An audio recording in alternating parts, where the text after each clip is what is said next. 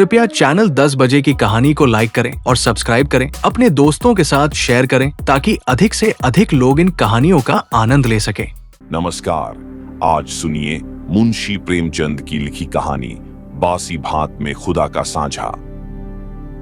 शाम को जब दीनानाथ ने घर आकर गौरी से कहा कि मुझे एक कार्यालय में 50 रुपए की नौकरी मिल गई है, तो गौरी खिल उठी। देवताओं में उसकी आस्था और भी दृढ़ हो गई। इधर 1 साल से बुरा हाल था, न कोई रोजी न रोजगार। घर में जो थोड़े बहुत गहने थे वह बिक चुके थे। मकान का किराया सिर पर चढ़ा हुआ था। जिन मित्रों से कर्ज मिल सकता था सबसे ले चुके थे। साल भर का बच्चा दूध के लिए बिलख रहा था। एक वक्त का भोजन मिलता तो दूसरे जून की चिंता होती। तकाजों के मारे बेचारे दीनानाथ को घर से निकलना मुश्किल था। घर से निकला नहीं कि चारों ओर से चिथाड़ मच जाती। वाह बाबूजी, वाह! 2 दिन का वादा करके ले गए और आज 2 महीने से सूरत नहीं दिखाई। भाई साहब, ये तो अच्छी बात नहीं। आपको अपनी जरूरत का ख्याल है, मगर दूसरों की जरूरत का जरा भी ख्याल नहीं। इसी से कहा है, दुश्मन को चाहे कर्ज दे दो, दोस्त को कभी न दो। दीनानाथ को ये वाक्य तीरों से लगते थे और उसका जी चाहता था कि जीवन का अंत कर डाले, मगर बेजबान स्त्री और अबोध बच्चे का मुंह देखकर कलेजा थाम के रह जाता। 12 आज भगवान ने उस पर दया की और संकट के दिन कट गए। गौरी ने प्रसन्न मुख होकर कहा, मैं कहती थी कि नहीं, ईश्वर सबकी सुधि लेते हैं और कभी न कभी हमारी भी सुधि लेंगे, मगर तुमको विश्वास ही ना आया था। बोलो, अब तो ईश्वर की दयालुता के कायल हुए। दीनानाथ ने हठधर्मी करते हुए कहा, यह मेरी दौड़ धूप का नतीजा है। ईश्वर की क्या दयालुता! ईश्वर को तो तब जानता जब कहीं से छप्पर फाड़कर भेज देते। लेकिन मुंह से चाहे कुछ कहे, ईश्वर के प्रति उसके मन में श्रद्धा उदय हो गई थी। दीनानाथ का स्वामी बड़ा ही रूखा आदमी था और काम में बड़ा चुस्त। उसकी उम्र 50 के लगभग थी और स्वास्थ्य भी अच्छा न था। फिर भी वह कार्यालय में सबसे ज्यादा काम करता। मजाल न थी कि कोई आदमी 1 मिनट की भी देर करे या 1 मिनट भी समय के पहले चला जाए। बीच में 15 मिनट की छुट्टी मिलती थी। उसमें जिसका जी चाहे पान खा ले या सिगरेट पी ले या जलपान कर ले। इसके अलावा 1 मिनट का अवकाश न मिलता था। वेतन पहली तारीख को मिल जाता था। उत्सवों में भी दफ्तर बंद रहता था और नियत समय के बाद कभी काम न लिया जाता था। सभी कर्मचारियों को बोनस मिलता था और प्रोविडेंट फंड की भी सुविधा थी। फिर भी कोई आदमी खुश न था। काम या समय की पाबंदी की किसी को शिकायत न थी। शिकायत थी केवल स्वामी के शुष्क व्यवहार की। कितना ही जी लगाकर काम करो, कितना ही प्राण दे दो, पर उसके बदले धन्यवाद का एक शब्द भी न मिलता था। कर्मचारियों में और कोई संतुष्ट हो या न हो, दीनानाथ को स्वामी से कोई शिकायत न थी। वह घुड़कियां और फटकार पाकर भी शायद उतने ही परिश्रम से काम करता था। साल भर में उसने कर्ज चुका दिए और कुछ संचय भी कर लिया। वह उन लोगों में था जो थोड़े में भी संतुष्ट रह सकते हैं अगर नियमित रूप से मिलता जाए। 1 रुपया भी किसी खास काम में खर्च करना पड़ता तो दंपति में घंटों सलाह होती और बड़े झांव झांव के बाद कहीं मंजूरी मिलती थी। बिल गौरी की तरफ से पेश होता तो दीनानाथ विरोध में खड़ा होता। दीनानाथ की तरफ से पेश होता तो गौरी उसकी कड़ी आलोचना करती। बिल को पास करा लेना प्रस्तावक की जोरदार वकालत पर मुनहसर था। सर्टिफाई करने वाली कोई तीसरी शक्ति वहां न थी और दीनानाथ अब पक्का आस्तिक हो गया था। ईश्वर की दया या न्याय में अब उसे कोई शंका न थी। नित्य संध्या करता और नियमित रूप से गीता का पाठ करता। एक दिन उसके एक नास्तिक मित्र ने जब ईश्वर की निंदा की तो उसने कहा, भाई, इसका तो आज तक निश्चय नहीं हो सका ईश्वर है या नहीं। दोनों पक्षों के पास इस बात की सी दलीलें मौजूद हैं, लेकिन मेरे विचार में नास्तिक रहने से आस्तिक रहना कहीं अच्छा है। अगर ईश्वर की सत्ता है तब तो नास्तिकों को नरक के सिवा कहीं ठिकाना नहीं। आस्तिक के दोनों हाथों में लड्डू है। ईश्वर है तो पूछना ही क्या, नहीं है तब भी क्या बिगड़ता है। 2-4 मिनट का समय ही तो जाता है। नास्तिक मित्र इस दो रुखी बात पर मुंह बिचकाकर चल दिए। एक दिन जब दीनानाथ शाम को दफ्तर से चलने लगा तो स्वामी ने उसे अपने कमरे में बुला भेजा और बड़ी खातिर से उसे कुर्सी पर बैठाकर बोला, तुम्हें यहां काम करते कितने दिन हुए? साल भर तो हुआ ही होगा। दीनानाथ ने नम्रता से कहा, जी हाँ, 13वां महीना चल रहा है। आराम से बैठो, इस वक्त घर जाकर जलपान करते हो? जी नहीं, मैं जलपान का आदी नहीं। पान वान तो खाते ही होगे, जवान आदमी होकर अभी से इतना संयम। यह कहकर उसने घंटी बजाई और अर्दली से पान और कुछ मिठाइयां लाने को कहा। दीनानाथ को शंका हो रही थी, आज इतनी खातिरदारी क्यों हो रही है? कहां तो सलाम भी नहीं लेते थे, कहां आज मिठाई और पान, सभी कुछ मंगाया जा रहा है। मालूम होता है मेरे काम से खुश हो गए हैं। इस ख्याल से उसे कुछ आत्मविश्वास हुआ और ईश्वर की याद आ गई। अवश्य परमात्मा सर्वदर्शी और न्यायकारी है, नहीं तो मुझे कौन पूछता। अर्दली मिठाई और पान लाया। दीनानाथ आग्रह से विवश होकर मिठाई खाने लगा।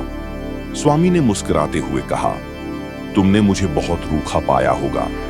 बात यह है कि हमारे यहाँ अभी तक लोगों को अपनी जिम्मेदारी का इतना कम ज्ञान है कि अफसर जरा भी नरम पड़ जाए तो लोग उसकी शराफत का अनुचित लाभ उठाने लगते हैं और काम खराब होने लगता है। कुछ ऐसे भाग्यशाली हैं जो नौकरों से हेलमेल भी रखते हैं, उनसे हंसते बोलते भी हैं, फिर भी नौकर नहीं बिगड़ते, बल्कि और भी दिल लगाकर काम करते हैं। मुझ में वह कला नहीं है, इसलिए मैं अपने आदमियों से कुछ अलग अलग रहना ही अच्छा समझता हूं और अब तक मुझे इस नीति से कोई हानि भी नहीं हुई। लेकिन मैं आदमियों का रंग ढंग देखता रहता हूं और सबको परखता रहा हूं। मैंने तुम्हारे विषय में जो मत स्थिर किया है वह यह है कि तुम वफादार हो और मैं तुम्हारे ऊपर विश्वास कर सकता हूं, इसलिए मैं तुम्हें ज्यादा जिम्मेदारी का काम देना चाहता हूं, जहां तुम्हें खुद बहुत कम काम करना पड़ेगा, केवल निगरानी करनी पड़ेगी। तुम्हारे वेतन में 50 रुपए की ओर तरक्की हो जाएगी। मुझे विश्वास है तुमने अब तक जितनी तनदेही से काम किया है उससे भी ज्यादा तनदेही से आगे करोगे। दीनानाथ की आंखों में आंसू भर आए और कंठ की मिठाई कुछ नमकीन हो गई। जी में आया, स्वामी के चरणों पर सिर रखते और कहे, आपकी सेवा के लिए मेरी जान हाजिर है। आपने मेरा जो सम्मान बढ़ाया है मैं उसे निभाने में कोई कसर न उठा रखूंगा। लेकिन स्वर कांप रहा था और वह केवल कृतज्ञता भरी आंखों से देख कर रह गया।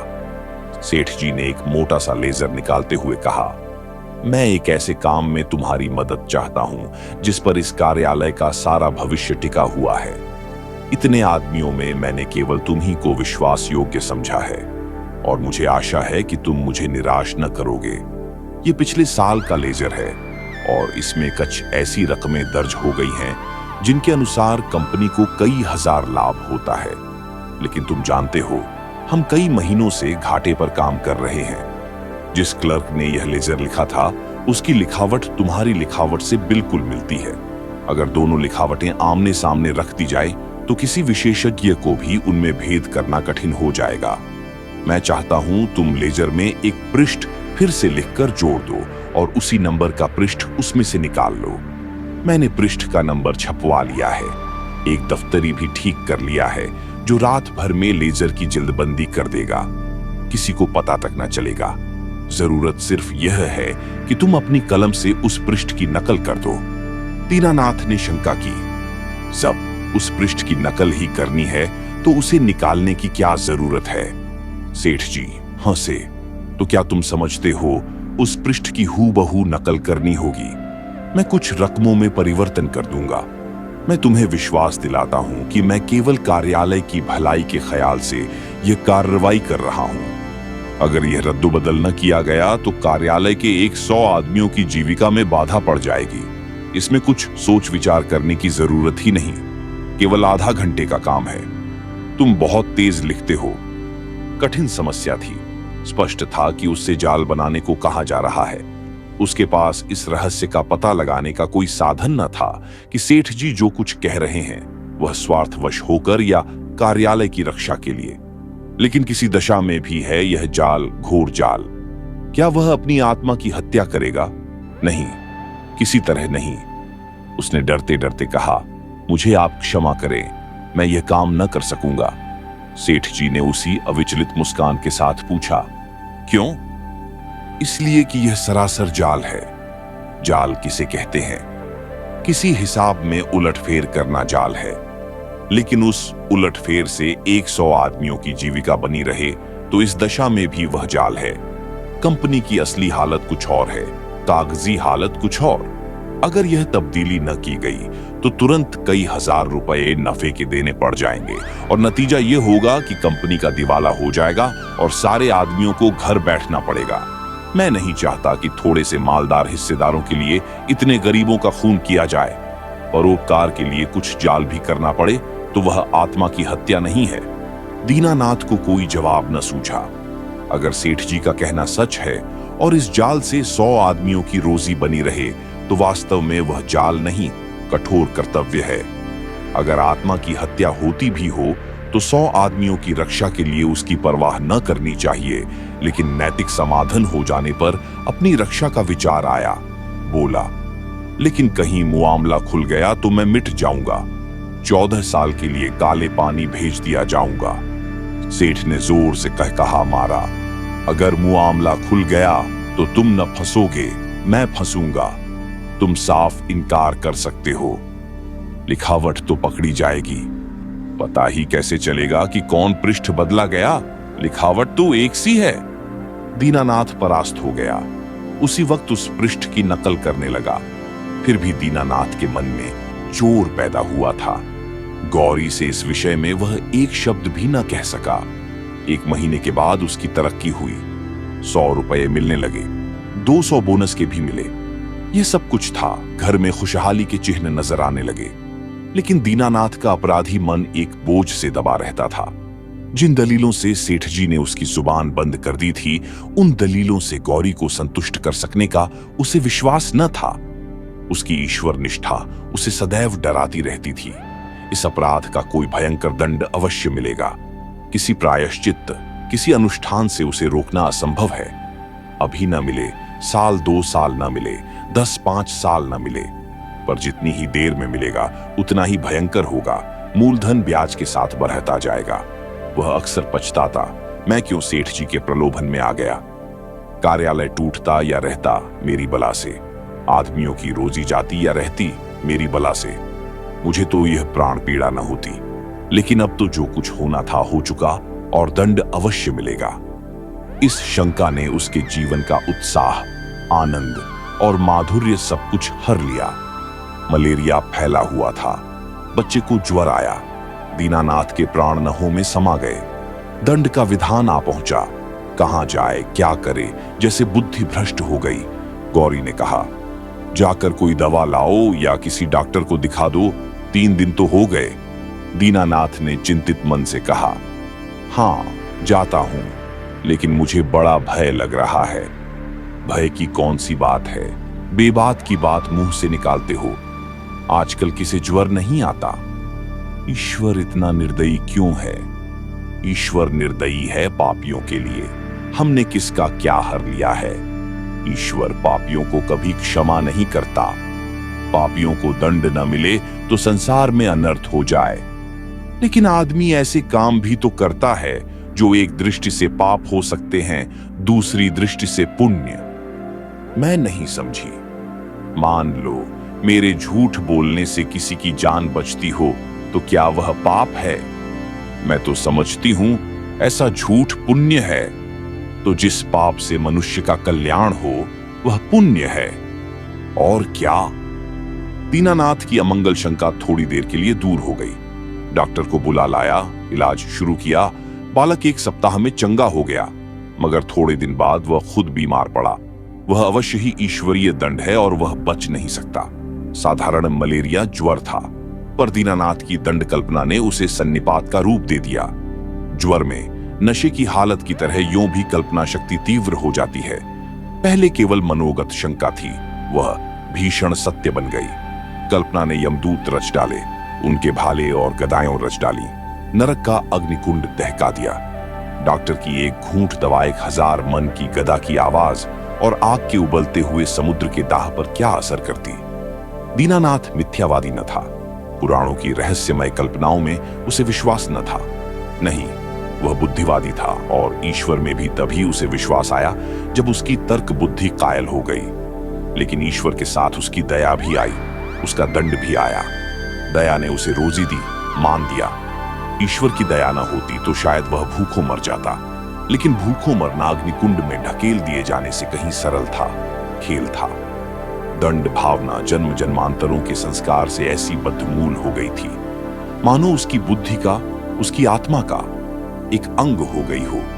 उसका तर्कवाद और बुद्धिवाद इन मनवंतरों के जमे हुए संस्कार पर समुद्र की ऊंची लहरों की भांति आता था, पर एक क्षण में उन्हें जलमग्न करके फिर लौट जाता था और वह पर्वत ज्यों का त्यों अचल खड़ा रह जाता था।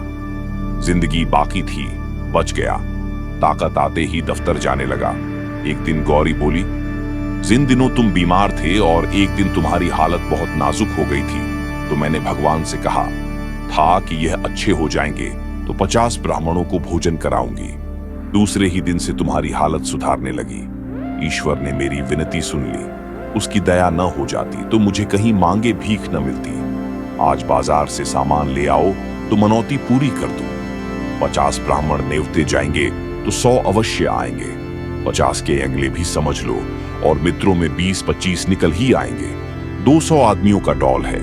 मैं सामग्रियों की सूची लिख देती हूं। दीनानाथ ने माथा सिकोड़ कर कहा, तुम समझती हो मैं भगवान की दया से अच्छा हुआ। और कैसे अच्छे हुए? अच्छा हुआ इसलिए कि जिंदगी बाकी थी। ऐसी बातें न करो, मनौती पूरी करनी होगी। कभी नहीं, मैं भगवान को दयालु नहीं समझता। और क्या भगवान निर्दयी है? उनसे बड़ा निर्दयी कोई संसार में न होगा, जो अपने रचे हुए खिलौनों को उनकी भूलों और बेवकूफियों की सजा अग्निकुंड में ढकेल कर दे। वह भगवान दयालु नहीं हो सकता। भगवान जितना दयालु है, उससे असंख्य गुना निर्दयी है। और ऐसे भगवान की कल्पना से मुझे घृणा होती है। प्रेम सबसे बड़ी शक्ति कही गई है। विचारवानों ने प्रेम को ही जीवन की ओर संसार की सबसे बड़ी विभूति मानी है। व्यवहार में न सही, आदर्श में प्रेम ही हमारे जीवन का सत्य है। मगर तुम्हारा ईश्वर दंड भय से सृष्टि का संचालन करता है, फिर उसमें और मनुष्य में क्या फर्क हुआ? ऐसे ईश्वर की उपासना मैं नहीं करना चाहता, नहीं कर सकता। जो मोटे हैं उनके लिए ईश्वर दयालु होगा, क्योंकि वे दुनिया को लूटते हैं। हम जैसों को तो ईश्वर की दया कहीं नजर नहीं आती। हाँ, भय पग पग पर खड़ा घूरा करता है। ये मत करो नहीं तो ईश्वर दंड देगा, वह मत करो नहीं तो ईश्वर दंड देगा। प्रेम से शासन करना मानवता है, आतंक से शासन करना बर्बरता है। आतंकवादी ईश्वर से तो ईश्वर का न रहना ही अच्छा है। उसे हृदय से निकालकर मैं उसकी दया और दंड दोनों से मुक्त हो जाना चाहता हूँ। एक कठोर दंड बरसों के प्रेम को मिट्टी में मिला देता है। मैं तुम्हारे ऊपर बराबर जान देता रहता हूँ, लेकिन किसी दिन डंडा लेकर पीट चलूं तो तुम मेरी सूरत न देखोगी। ऐसे आतंकमय दंडमय जीवन के लिए मैं ईश्वर का एहसान नहीं लेना चाहता। बासी भात में खुदा के सांझे की जरूरत नहीं। अगर तुमने ओझ भोज पर जोर दिया तो मैं जहर खा लूंगा। गौरी उसके मुंह की ओर भयातुर नेत्रों से ताकती रह गई। आप सुन रहे थे मुंशी प्रेमचंद की लिखी कहानी बासी भात में खुदा का साझा। कृपया चैनल 10 बजे की कहानी को लाइक करें और सब्सक्राइब करें। अपने दोस्तों के साथ शेयर करें ताकि अधिक से अधिक लोग इन कहानियों का आनंद ले सकें।